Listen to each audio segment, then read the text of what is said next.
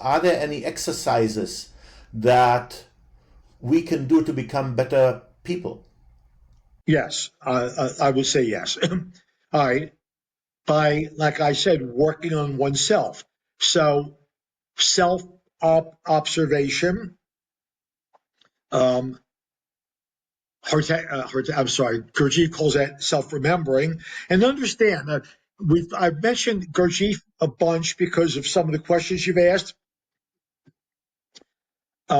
His teachings is only one of my sources. No more or less important than a half dozen others, by the way, all of which contain the same truths, which transcend our present knowledge. So I would say self-observation. When you are in the present, in the now, and engaging in self-look or self-remembering or self-observation, during those moments, you are awake. You are conscious. You truly are. But 2 minutes later, you may fall back into unconsciousness. It happens to all of us. If you're in a physical body, you've still got some way to go. So all right. So some of the practices would be again self-remembering. So I'll pick on myself. I may say, "Oh my God, I was daydreaming and distracted, and I totally was not paying attention for the last several minutes.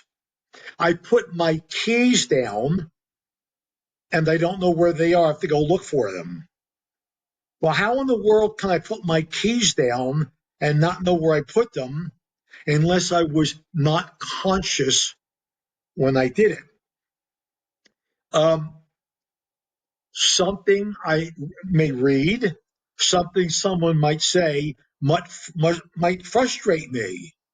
So I'm not saying, "Oh my God, whatever you do, don't allow yourself to be frustrated." But when you do, witness it. So that would go like this. Interesting. I noticed when I read about certain things in the paper or conduct of others, I find myself getting angry. I found myself getting upset. So you don't block it, you allow it to happen, but you observe it. You observe it. Well, I came across something very flattering. And oh my God, I was virtually blushing. That's okay. But be aware of the fact that there's something external to you caused you to blush or feel all egotistical about yourself. So little by little, being aware of little things. I don't know how many times I've been places, you'll see somebody, whether they're reading or whatever, they're tapping your leg, they're tapping their leg or they're drumming their fingers. They don't even know they're doing it, or automatic. Little automatic unconscious behaviors. And I've noticed over the years as I've worked on self-observation, I do less and less and less of that. Okay? Observing and my own self, that's interesting. When I am sitting out on my deck, thinking about certain philosophical things I've read about, I notice I cross my legs. Interesting. I always cross my right leg over my left leg.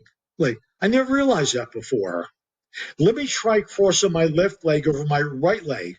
Ooh, that feels uncomfortable. It doesn't feel. I notice that when I have certain feelings about something, I'll cup my hands together like this under my chin. I just realized I'll do that and not even realize I'm doing it, or for how long I was doing it.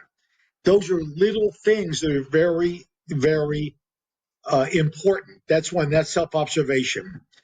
The other is working on not becoming identified. Eckhart Tolle talks about identification. They all talk about it.